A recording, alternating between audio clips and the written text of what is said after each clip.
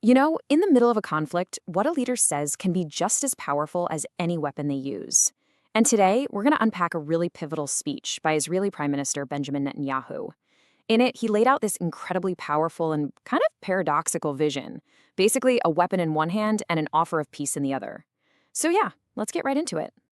153 tons. That's a staggering number, right? Just take a second to let that sink in. I mean, what on earth weighs that much? Well, that's the weight of the bombs that Israel dropped on Gaza in a single day. And that number, it comes directly from the prime minister himself. So, what happened? What could possibly lead to such a massive military response?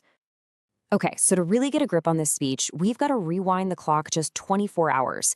A lot can happen in a day. And believe me, in this case, it led to a really dramatic escalation. So it all kicked off on the morning of October 19th. Israel reported that 2 of its soldiers had been killed, and they immediately pointed the finger at Hamas, saying they'd broken a ceasefire. By that afternoon, the response was, well, it was swift and severe. We're talking a huge wave of airstrikes on Gaza. And then just a day later, the prime minister stood up in front of the Knesset to explain why it all happened. And this is where the picture gets kind of murky. You have Israel saying its actions were a direct response to that broken ceasefire. But then you have Hamas, and they completely denied any involvement in the attack. So right there, you have 2 sides with 2 totally different stories. And that really brings us to the heart of it all. The whole world is watching, right? So how did the prime minister frame this massive military action? The answer, as you're about to see, is not simple at all. So Netanyahu's speech was really built around this fascinating paradox. I mean, it's a message that seems to be pulling in 2 completely opposite directions at the same time. And he used a really powerful metaphor to bring it all to life. He kicks things off with this super clear, direct message of strength. No ambiguity about it. The point was, Israel has overwhelming military power, and it is not afraid to use it. I mean, remember those 153 tons of bombs we mentioned? Yeah, this is what he's talking about. But that was only half the story. And then comes the twist. Literally, in the next breath, he offers peace. It's like a weapon in one hand and an olive branch in the other. So how in the world do you reconcile those 2 things? Well, according to Netanyahu, it's actually pretty simple. One is the key to getting the other. All right, so let's break down that first part of his message, the hand holding the weapon.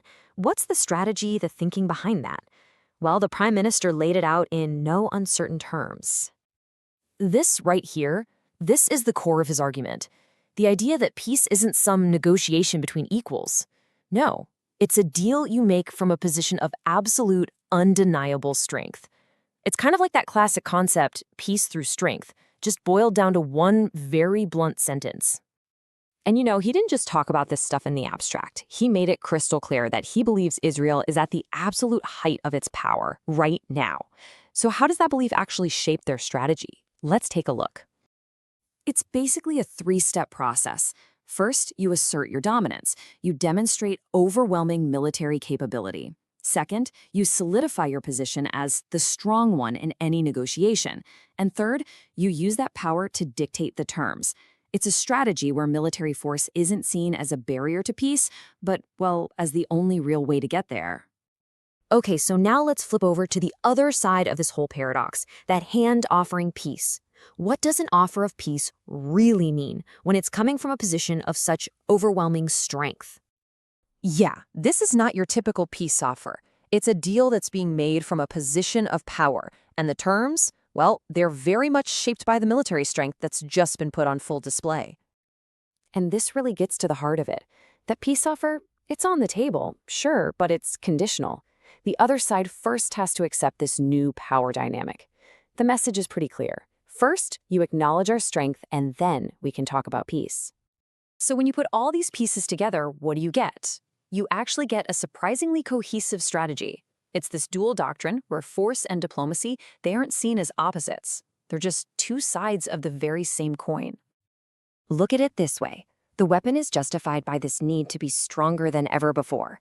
That strength then becomes the foundation for any negotiation. The peace offer, meanwhile, is extended from that position of dominance, and it's conditional on the other side accepting that strength. See? They don't contradict each other. In fact, One makes the other possible. So what's the bottom line here? It really comes down to three key takeaways. First, from this perspective, military force isn't just an option, it's a necessary first step before peace talks can even begin. Second, diplomacy isn't an alternative to military strength. It's presented as a direct extension of it. And third, this entire doctrine is designed to control the terms of any future peace deal. And that leaves us with this one big, lingering question, doesn't it? When a nation extends two hands, one with a weapon and one with an olive branch, which one truly defines the message? Or are they both just different ways of saying the same thing? We're in charge.